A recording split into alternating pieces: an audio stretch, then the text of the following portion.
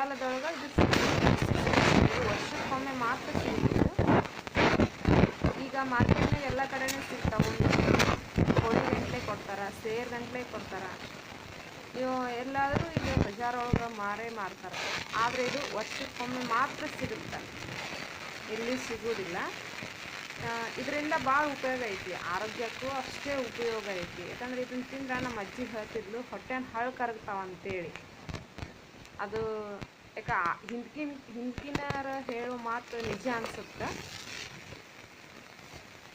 ಯಾಕಂದ್ರೆ ಇದು ಒಳಗೊಳಗೆ ನೀವು ಕಾಳು ಟೈಪ ಇರುತ್ತಿದೆ, ನೀವು ಒಡೆದು ನೋಡ್ರಿ ಇದನ್ನ ಕಾಯಿ ಬೀಜದ ಟೈಪ್ ಕರ್ಕರ್ ಅನ್ನತ್ತೆ.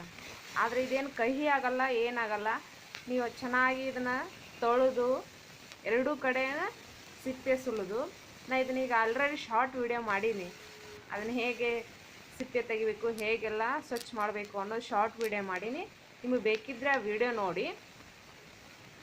ಈಗ ಇದನ್ನು ಕಹಿ ಆಗುತ್ತೆ ಅಂತಾರೆ ಒಬ್ಬೊಬ್ರು, ಕಹಿ ಏನೂ ಆಗೋದಿಲ್ಲ. ನೀವು ಆರಾಮಾಗಿ ರೊಟ್ಟಿ ಜೊತೆ ಚಪಾತಿ ಜೊತೆ ತಿನ್ಬೋದು. ಇದನ್ನು ಬಹಳ ರುಚಿಯಾಗಿರುತ್ತೆ.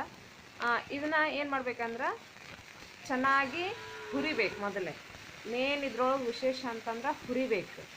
ನೀವು ಹುರಿಲಿಲ್ಲ ಅಂತಂದ್ರೆ ಬರೀ ಹಸಿದಂದ್ರೆ ರುಚಿ ಬರಲ್ಲ. ಅದಕ್ಕೆ ಇದನ್ನು ಚೆನ್ನಾಗಿ ಹುರಿಬೇಕು. ಸ್ವಲ್ಪ ಎಣ್ಣೆ ಹಾಕಿ ನೀವು ಚೆನ್ನಾಗಿ ಹುರಿದ್ರಿ ಅಂದ್ರೆ ನೋಡಿ, ಈಗ ಅಲ್ಲಿ ಸ್ಮೆಲ್ ಗೊತ್ತಾಗ್ಬಿಡುತ್ತೆ ನಿಮಗೆ, ವಾಸನೆ ಬರುತ್ತೆ. ಅದು ಹುರಿದಿದ ತಕ್ಷಣ ವಾಸನೆ ಗಮ್ ಅಂತೇಳಿ ವಾಸನೆ ಬರುತ್ತೆ. ಅಲ್ಲಿವರೆಗೂ ಇದನ್ನು ಹುರಿಬೇಕು. ನೀವು ಎಷ್ಟು ಹುರಿತೀರೋ ಅಷ್ಟು ರುಚಿ ಬರುತ್ತೆ ಇದು. ಈಗ ನೀವು ಎಲ್ಲ ಕಡೆನೂ ಸಿಗುತ್ತೆ ಇದು ಕರ್ಚಿಕಾಯಿ ಪಲ್ಯ ಅಂತೇಳಿ. ನೀವು ಒಮ್ಮೆ ಟ್ರೈ ಮಾಡಿ, ಹೇಗಿದೆ ಅಂತ ಮಾಡಿ ಹೇಳಿ ನನಗೆ ಕಮೆಂಟ್ ಮಾಡಿ. ಚೆನ್ನಾಗಿರುತ್ತೆ, ಒಮ್ಮೆ ಟ್ರೈ ಮಾಡಿ. ಯಾಕಂದರೆ ಇದು ಯಾವಾಗಲೂ ಸಿಗೋದಿಲ್ಲಲ್ಲ, ಅದಕ್ಕೆ ನಾನು ಹೇಳ್ತಾ ಇರೋದು. ಸಿಕ್ಕಾಗ ಯಾವ್ಯಾವ ಕಾಲಕ್ಕೆ ಏನೇನು ಸಿಗಬೇಕು ಅಂತ ತಿಂದಿರ್ಬೇಕು. ಅದಕ್ಕೆ ನಾವು ಪ್ರಕೃತಿಯಲ್ಲಿ ಸಿಗುವಂಥ ಪ್ರತಿಯೊಂದು ವಸ್ತುವಿನಿಂದನೂ ನಮಗೆ ಆರೋಗ್ಯದ ಮೇಲೆ ತುಂಬ ಉಪಯೋಗ ಐತಿ. ಆದ್ರೆ ಅದನ್ನು ನಾವು ಸದುಪಯೋಗ ಮಾಡ್ಕೋಬೇಕಷ್ಟೇ. ಇದು ನೋಡ್ರಿ ಕರ್ಚಿಕಾಯಿ ಈಗ ಚೆನ್ನಾಗಿ ಹುರಿದು ನಾವು ಸ್ವಲ್ಪ ಫ್ರೈ ಆಗಬೇಕು.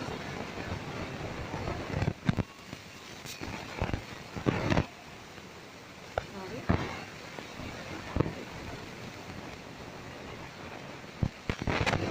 ಸ್ವಲ್ಪ ಹಾಗೆ ಕೈಯಾಡಿಸ್ತಾನೆ ಇರಬೇಕು.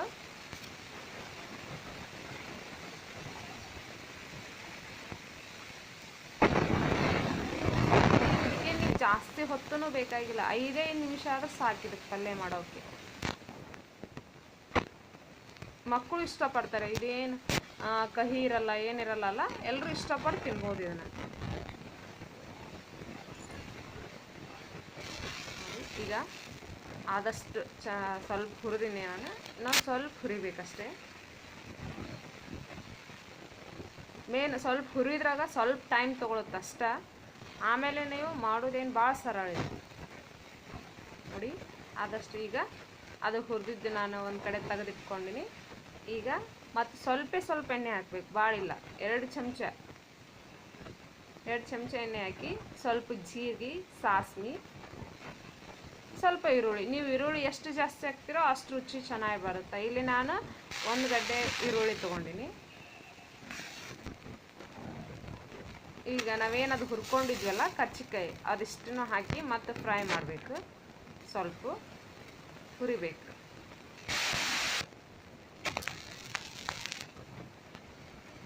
ನೋಡಿ, ಇದಕ್ಕೆ ನೀವು ಮಸಾಲೆ ಪದಾರ್ಥ ಮತ್ತು ಅರಿಶಿನ ಒಟ್ಟೆ ಹಾಕಬೇಡಿ. ಯಾಕಂದರೆ ಇದು ಹಾಕಿದ್ರೆ ಕೈ ಎನಿಸ್ಬಿಡುತ್ತೆ.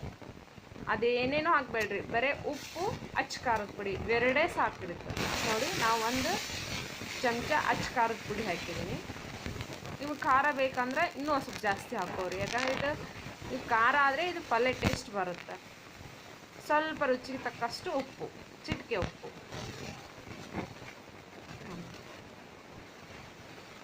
ಅಷ್ಟೇ. ನಿಮ್ಗೇನು ಭಾಳತ್ತೇನೂ ಬೇಕಾಗಿಲ್ಲ. ಇದು ಕರ್ಚಿಕಾಯಿ ಪಲ್ಯ ಮಾಡೋದಕ್ಕೆ ಇವೆರಡೇ ಸಾಮಗ್ರಿ ಹಾಕ್ರಿ, ಭಾಳ ರುಚಿ ಬರುತ್ತೆ. ಇದಕ್ಕೆ ಯಾವ ಮಸಾಲೆನೂ ಬೇಡ, ಅರಿಶಿನ ಪುಡಿ ಬೇಡ, ಏನೇನೂ ಬೇಡ. ಒಮ್ಮೆ ಟ್ರೈ ಮಾಡಿ. ಹೇಗಿದೆ ಅಂತ ಕಮೆಂಟ್ ಮಾಡಿ. ಯಾಕಂದರೆ ಇದು ಈಗ ಹೋಗಿ ಮಾರ್ಕೆಟ್ನಾಗ ತೊಗೊಳ್ರಿ, ಯಾಕಂದರೆ ಈ ಸೀಸನ್ ಆಲೆ ಮುಗಿಯೋಕೆ ಬಂದಿದೆ. ಇದು ಸಿಗೋದು ಕಡಿಮೆ ಇನ್ನು ಇದು, ಯಾಕಂದ್ರೆ ಇಲ್ಲೇ ಮಳೆಗಾಲದೊಳಗೆ ಜಾಸ್ತಿ ಬರೋದು ಇದು. ಆದಷ್ಟು ಸಿಕ್ಕಾಗ ತೊಗೊಂಡು ಮಾಡ್ಕೊಂಡು ತಿಂದುಬಿಡ್ಬೇಕು.